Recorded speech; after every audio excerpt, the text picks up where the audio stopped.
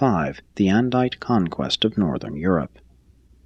The tribes of Northern Europe were being continuously reinforced and upstepped by the steady stream of migrants from Mesopotamia through the Turkestan South Russian regions, and when the last waves of Andite cavalry swept over Europe, there were already more men with Andite inheritance in that region than were to be found in all the rest of the world. For 3,000 years the military headquarters of the Northern Andites was in Denmark. From this central point there went forth the successive waves of conquest, which grew decreasingly Andite and increasingly white as the passing centuries witnessed the final blending of the Mesopotamian conquerors with the conquered peoples. While the blue man had been absorbed in the north and eventually succumbed to the white cavalry raiders who penetrated the south, the advancing tribes of the mixed white race met with stubborn and protracted resistance from the Cro-Magnons, but superior intelligence and ever-augmenting biologic reserves enabled them to wipe the older race out of existence. The decisive struggles between the white man and the blue man were fought out in the valley of the Somme. Here the flower of the blue race bitterly contested the southward-moving Andites, and for over 500 years these Cro-Magnoids successfully defended their territories before succumbing to the superior military strategy of the white invaders. Thor, the victorious commander of the armies of the north in the final battle of the Somme, became the hero of the northern white tribes, and later on was revered as a god by some of them.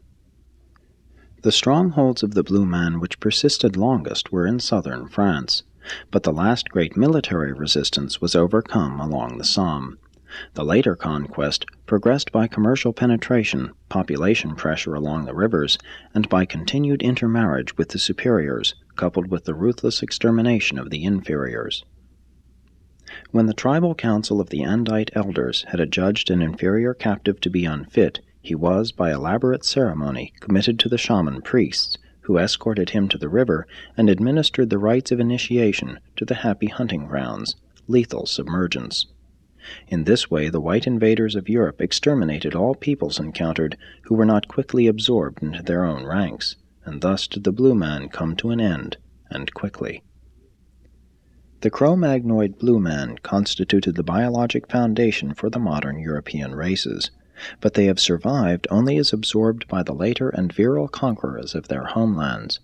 The blue strain contributed many sturdy traits and much physical vigor to the white races of Europe, but the humor and imagination of the blended European peoples were derived from the Andites. This Andite-blue union, resulting in the northern white races, produced an immediate lapse of Andite civilization, a retardation of a transient nature. Eventually, the latent superiority of these northern barbarians manifested itself and culminated in present-day European civilization. By 5000 BC, the evolving white races were dominant throughout all of northern Europe, including northern Germany, northern France, and the British Isles. Central Europe was for some time controlled by the blue man and the round-headed Andonites. The latter were mainly situated in the Danube Valley, and were never entirely displaced by the Andites.